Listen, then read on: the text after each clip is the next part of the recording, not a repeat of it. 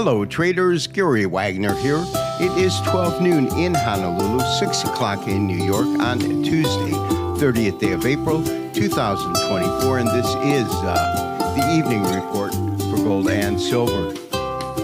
Traders, gold prices plunged today amidst angst that the Federal Reserve will dramatically become more hawkish and pivot away from their current anticipated monetary policy of 3 rate cuts to less rate cuts coming in much later in the year. Gold, basis the most active June contract, is currently down well over $60 in trading in New York and Globex.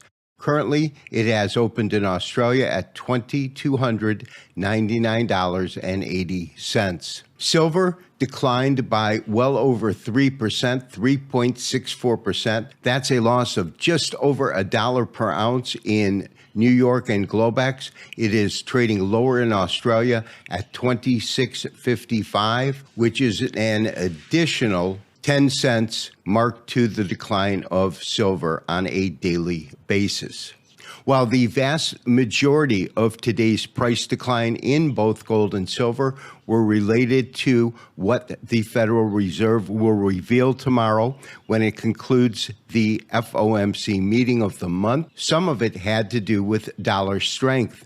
The dollar was up by 0.64%, taking the index to 106.406. This daily chart clearly illustrates how severe today's decline was, almost equal to the decline that we saw last week, taking gold from just above $2,400 per ounce to $2,347. Today, gold opened at roughly $2,346.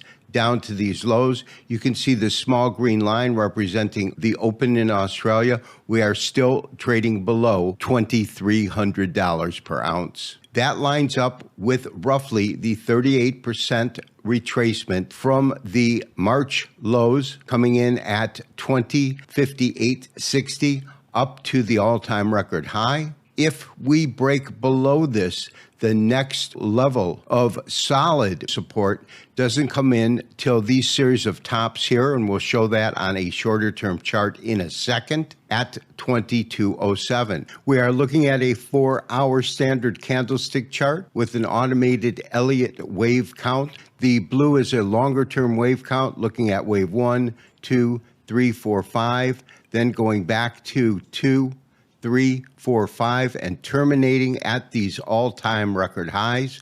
From there, according to the Elliott wave count, we have an A, our B, and we hit our C. From our C, though, we moved higher, and then today you can see that on a 4-hour chart, we broke hard through this, which would change the count possibly from a bull to a bear count on the longer-term Elliott wave. The question is whether or not gold can hold at 2,300, because as I said, if gold continues to drop, major support does not come in till the 61.8% fib retracement just above 2,200. Silver had the strongest percentage drawdown when compared to the drawdown in gold on a daily basis, giving up just shy of 4%. Even more so, it continued falling, unlike gold that's trying to find support just under $2,300 per ounce, with a 10 cents difference between the close in Globex in New York and the open in Australia.